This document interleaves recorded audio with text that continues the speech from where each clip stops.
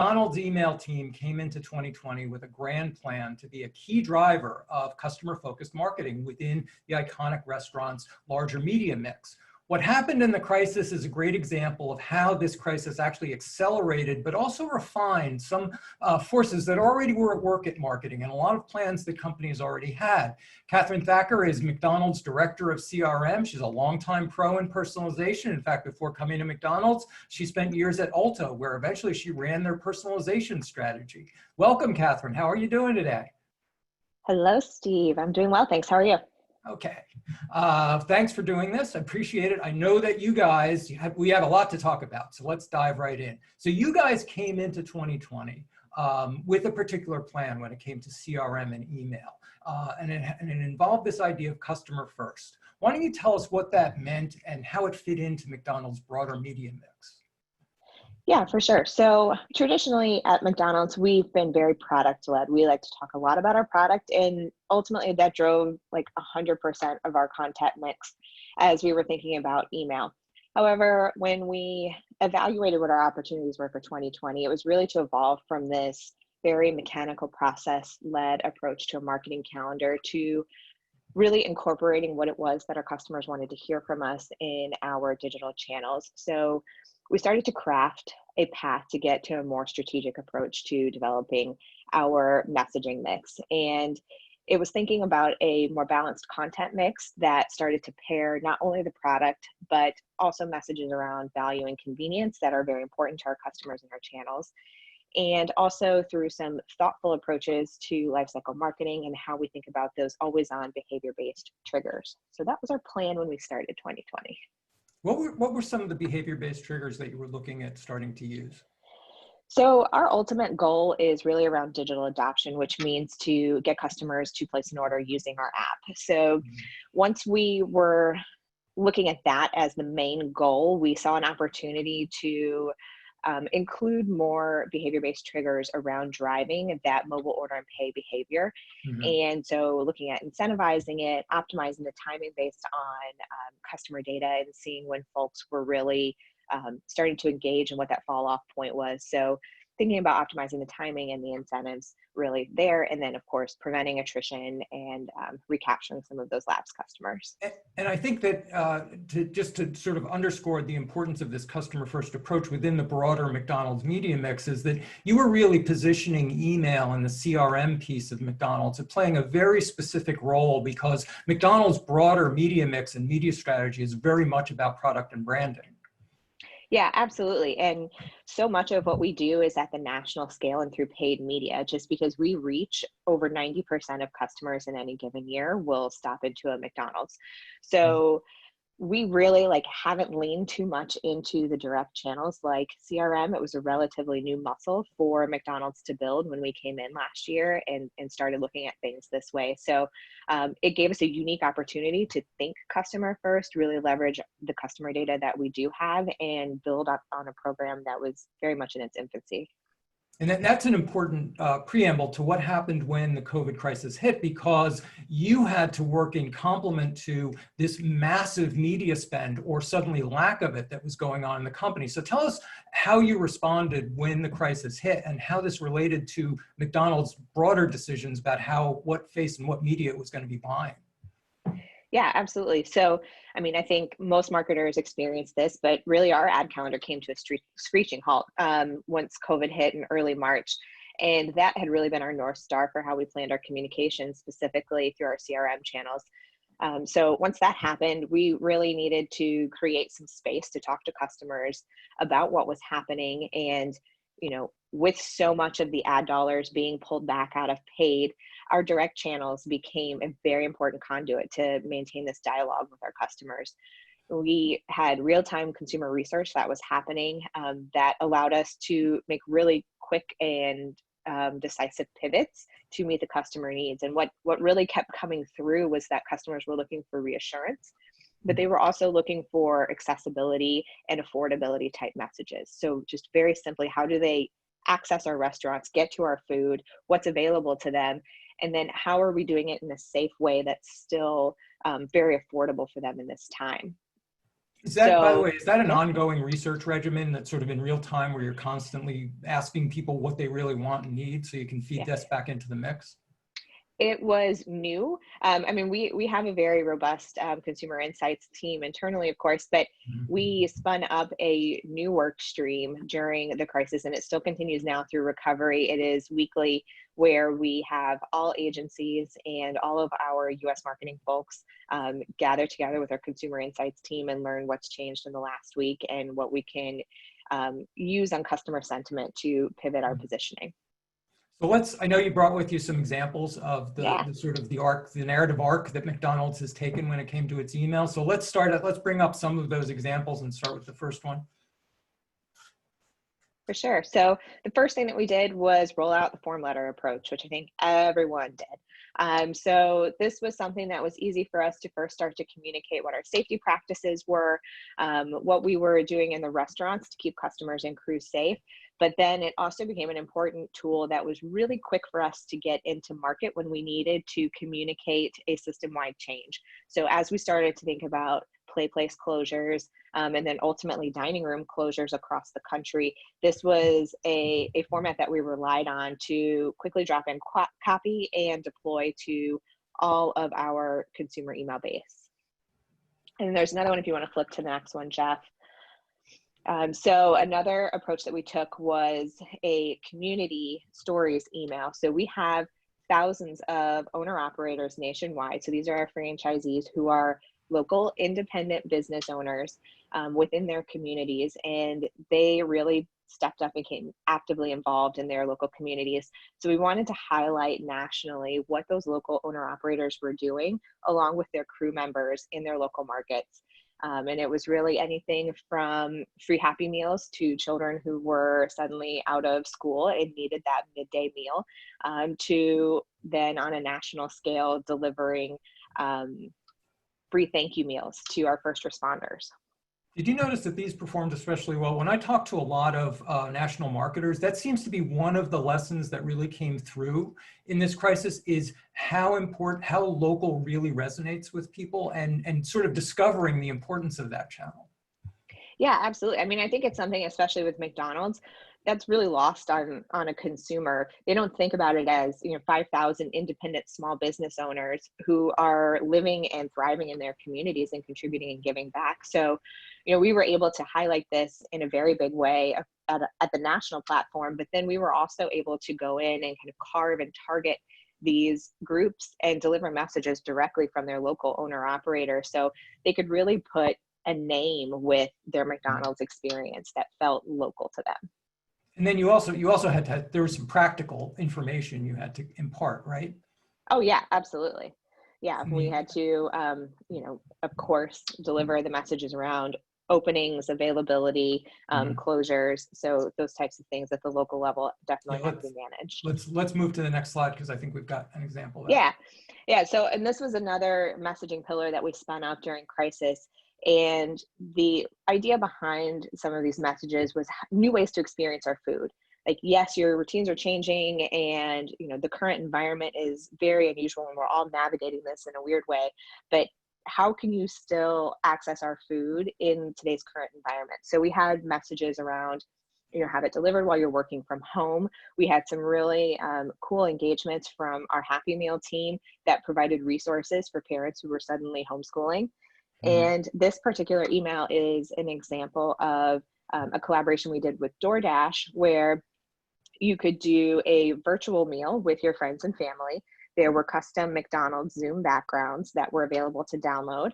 And then ultimately at the bottom there, the call to action was you could invite friends on Facebook. So it created a little posting. You can invite your friends and family to your virtual meal. And so it was a holistic digital experience that really highlighted the availability of our food. What did you make any decisions about cadence and just overall frequency and sequencing during this period? Did you make any decisions about how often people really wanted to hear from you, whether you ramp up, ramp down? Yeah, we did. We put some controlled measures around it, and that was important because we market from both the national level and the local level. So we wanted to make sure that we were striking the right balance there. So from an email standpoint, we put a max on 1 to 2 emails per week because we felt like we needed to, one, leave space for important and changing updates, but also it didn't want to feel opportunistic and take advantage of the times that we had out there. So, we had to balance the national and local and delivering the value that we needed while still letting the customer have their space. So in some sense, this crisis really hyper accelerated this customer first approach that you originally had planned for the year. In fact, it almost made you 100% customer Yes. Centric. So what were the key learnings about this? Because you took you took a model that you were already thinking of, and then suddenly it accelerated and made it everything that you did. So it's almost like the ultimate stress test of a strategy. What did you learn from that, from seeing it happen? For sure. A lot, and I think we went from one end of the spectrum to the other. But Jeff, if you want to queue up a video, I thought this was a fun video that my team sent me in the throes of crisis with the subject line of "OMG, we're famous." But I think it's a good lesson in how we all followed the marketplace instead of listening to the customer at first. You know, being cooped up in the house with children isn't being cooped up in the house with children isn't easy, but there are a lot of things that you could do to avoid going crazy. You could cry in front of the kids. You could panic buy ramen on Amazon, or you could go through 500 emails from major corporations letting you know that they're washing their hands now. Long emails, thousands of words. The email I got from CVS was longer than one of their receipts. And listen, I get it, but I don't need 12 paragraphs from Budget Rent-A-Car to let me know they're wiping down the steering wheels in their Hyundai Elantras. I have received more coronavirus emails from Petco than the CDC. The one from McDonald's is good. Look at this. They say, your health and safety are our top priority. Now, can I get you a double quarter pounder with cheese? Extra bacon?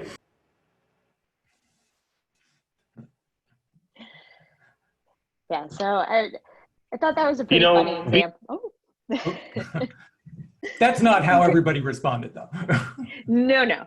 It was a pretty funny example of, yes, we all went the form letter approach, but really, in all seriousness, what we saw from our engagement rates is exactly what you alluded to in the opening. We saw a pretty decent uptick in open rates. We saw a 5-point increase from pre-COVID times to during COVID communications. So for us, that was a really significant growth. And then we saw all-time lows in unsub rates. So we dropped that by about 40%. So really what that told us was what we had to say was relevant to the customer.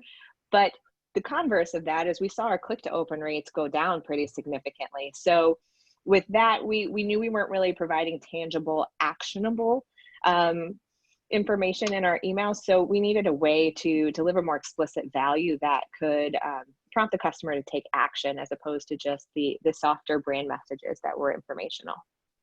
So what were you learning about the key value propositions that customers really wanted from you? Obviously, you were doing a whole bunch of research. Your emails were doing an essential test of it all. What are the the key things that helped you hone in on what you really needed to do moving forward? Yeah, for sure. So, about 4 weeks into the crisis or so, what we really identified is that we completely swung the pendulum from one end to the other. We were 100% product-led messaging going into this, which didn't feel very balanced. And then during those early weeks of the COVID communications, we swung completely to 100% brand messaging, which was relevant in the context of what was happening in the environment, but also didn't really provide a tangible value to the customers. So we saw that there was a place for functional messaging. They were responding to it. They needed to understand how to get to our food, but we really needed to ground that functional messaging in value and convenience, which are the core pillars of service through what we offer. So the brand messaging provided a good arc to how we were positioning the messaging, but the engagement really started to sustain over time, or wane over time, because we didn't have a sustained purpose to the messages we were putting out there. So Jeff, if you want to flip to the next one, here's an example of where we started to land in recovery. We're certainly highlighting our product front and center with the McCafe drinks there, but we've also got value very distinctly at the top there. It's a $2 price point and it's a good value, and it provides a great pick-me-up in your afternoon, regardless of what your routines are now. And the other thing that we are looking to include here is a very specific call to action. So what we see from our customer data is that folks who are placing a mobile order and pay on our app, they're also picking up via curbside to avoid the drive-through. So we wanted to make sure that our calls to action accurately reflected what the customer behavior was. And then ultimately there at the bottom, we're still infusing safety messaging, but kind of what we saw from crisis is like leading with safety messaging and having that be the core of what we're doing isn't really, going to resonate in the long term. But we want to continue to tell the customer and reassure them that we're still being safe, and here are the ways that you can safely access our food, and we've still got that in mind for you. But we want to deprioritize that and have that as a supplementary message where they can link out and certainly learn more if that's what they need to do. Yeah, the other thing that that this crisis hyper accelerated was a move that already had been underway in changing the customer journey and the fulfillment journey. Because now, of course, everybody discovered their apps for all of their local vendors. They were starting to access you via mobile. They were starting to use things like mobile ordering and paying, which you'd sort of wanted all along. So how are you using those new behaviors to understand your consumer and position the brand to accommodate these new consumer journeys? Yeah, absolutely. We saw a very significant uptick in digital adoption. So folks who are using our app to place their orders. And I think we saw the same amount of growth in the last 3 months that we'd seen over the last 3 years. So our hypothesis on this behavior was that customers were leaning into it for the contactless nature of it. And Jeff, I think if you want to flip, you can see a little bit of what that experience looked like. So we thought that it's really around the contactless nature that's driving that customer motivation. But just to vet out that hypothesis, we popped up a survey in the app to customers who were using mobile order and pay and asked them why. And really what we found is it's a little bit more nuanced than just the contactless piece of it. No surprise, there's a certain element of folks using it for the deals aspect. There are exclusive deals in the app, but that actually ranked lower behind contactless and then convenience. But even convenience in and of itself was multifaceted. It's very personalized. Individuals see convenience through their own lens. So whether it's a family with kids and they don't want to have to get out of the car, or whether it's I have a very specific type of order and I want to be able to customize it and the app makes it easy for me to do that, or even group ordering, which we're seeing so much of right now. Group orders can be complex if you're trying to go through the drive-through, so the app offers a different way to do that. So it was really insightful to see some of those responses, and now what we're doing is we're tailoring that message. We're testing multiple messages around what convenience looks like, and we're trying to marry that with certain groups and segments of people so we can ensure that we're speaking to them about convenience in a way that's relevant for them. So that seems to me really important that first of all, the one piece, the survey piece of not mistaking data and behavior as being self-explanatory, that they tell you what's going on, not why it's going on, and you need to come up with a mechanism that actually gets at that, and you have to be ready for a lot of complicated answers. But yeah, and it was good to synthesize it into some of those key themes. Like some came a little bit higher than I think we thought going into it, but we were able to pull it into some of those key themes and really start to tailor our messaging around it. Yeah. Yeah, and then the idea that from there, then you're segmenting not according simply to behaviors, but according to the values that people are attributing to those behaviors. So you've got different segments of people that are valuing different things, even though they're behaving the same way. They're actually have different needs within those behaviors. Exactly. Yep. Yeah, it's like a new way of bucketing people. It's taking the implicit and the explicit. Right. We're able to apply from what their behaviors are, but then also they're telling us explicitly. So how do we marry both of those data points and really craft the right experience? So now you've got people on mobile, you've got them using your app. How are you now? The next step, almost all brands that have this have to contend with how do you coordinate messages across app visits, app pushes, web visits, email. in terms of alerting people without overwhelming them. Yeah, and that's part of what we've done through the last few months is we've completely re-engineered the way that we go to market. We are now thinking about the cross-channel experience in completely new ways. And for us, that looks like not only the email and the push messages, but what is the app marketing experience and the .com marketing experience as well? And does that feel cohesive to a customer? So to the customer, it's one McDonald's. It shouldn't feel like the McDonald's website versus the McDonald's app versus the McDonald's email. So we're planning that and orchestrating it well in advance. A lot of the work that we've done recently tells us more about how customers use those different channels and how we can really lean into those roles of the channels and make sure that we're doing them in a way that is above and beyond just amplifying the national message, but providing the utility that the customer expects through that. Yeah, I like this idea, I think really resonates for us here, is this idea that email has a very distinct role and in relation to the larger media mix in terms of, again, this customer first approach. You're sort of the advocate for the customer within the company. Exactly. So by the way, I want to remind everybody, we're going to take your questions. I have one last question for Catherine, and then we're going to kick it over to you.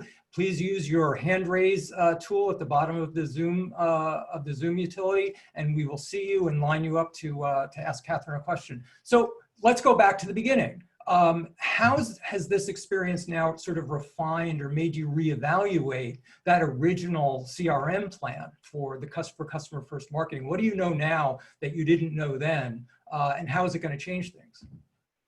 For sure. So, I mean, we've always been on a mission to be customer obsessed. And I think, if anything, the last few months have certainly accelerated that tenfold.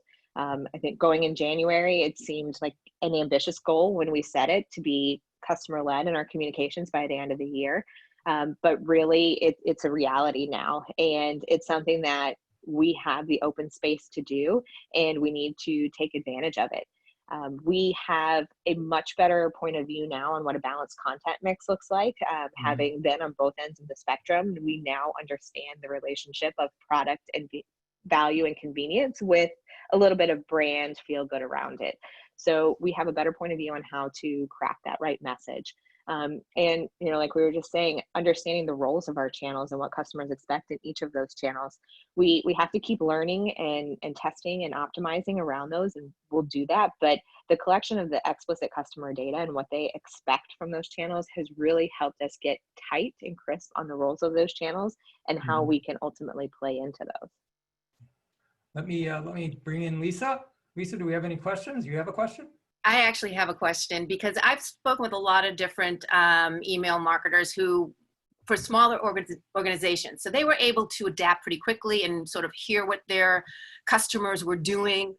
As you said, you're sort of all of these small businesses all over the world. How difficult was that for you guys to really see these behaviors and respond to them? Do you feel like you were able to do it quickly, or is there something that you were able to now fine tune that moving forward, you'll maybe do a better job at? And that is a really interesting point because we do have a lot of complexities, even across the United States. Markets faced things very differently, and our owner operator partners are very invested in the business, and they want to make sure that their markets are represented fairly. So it's hard to do from a national level without getting into the very distinct nuances of what's happening individually and locally. So it's something that we had challenges with. I mean, sometimes our scale is amazing, and sometimes it works against us a little bit in being able to pivot quite so quickly. So it's something that we're still learning to get better at, and we have new ways of collecting that local data and information now that help us be a little bit smarter. But I think it's something, especially as we go into 2021, we still have to continue to get much better at, much stronger at. Yeah. Catherine, you sort of put in, as you mentioned, you put in a sort of a new research regimen that was more real time and fleeter. Are you going to continue sort of using that much more immediate feedback loop, perhaps to actually swap out your creative a lot more often? Is this sort of a new muscle that you've created, that you've developed? That's our intent, yes, to kind of take the rapid test and learn approach so that we can quickly iterate on some of those messages. And also to even be smarter about how we're doing it across channels. So if we learn something in email, can we also apply it to our app experience in our .com without having to retest or duplicate efforts there? So it is something that we intend to do through some rapid test and learn. We've got an email survey, one quick question, what do you want to hear from us, coming up in the next month or so. So I think it's going to continue to evolve, and we have to make sure that we stay on top of it. So yes, that's the intent, just to build this muscle and move with it. Since you are the ones who are sort of positioning yourself within the company of having your finger on the pulse of consumers and what they want now, is there a feedback loop farther up the chain into other areas of the media mix at McDonald's? Are there messages you have for them about what your customers want and need, and is it starting to inform the bigger message? Yeah, absolutely. We now have that seat at the table, which is great. People are listening to the explicit customer feedback that we're getting, which is something that is relatively new, to have that first party data interaction with our customers. So most definitely we're getting our voice heard in that way. But also we are spinning up a performance marketing team where we are consolidating these learnings across all of the different channels, and we can have this in a centralized place where we're running through test and learn opportunities that ladder up to everyone's goals, and we can pull this in a central place so we can learn from each other. Catherine Thacker, thank you so much. Good luck with all this. I get your emails all the time, so I was really eager to get you to talk about this stuff, because you use a lot of animation. Yes. You light up my box. Yes. That didn't come out right. Catherine, thank you so much. Thank you, Steve. I appreciate it. All right.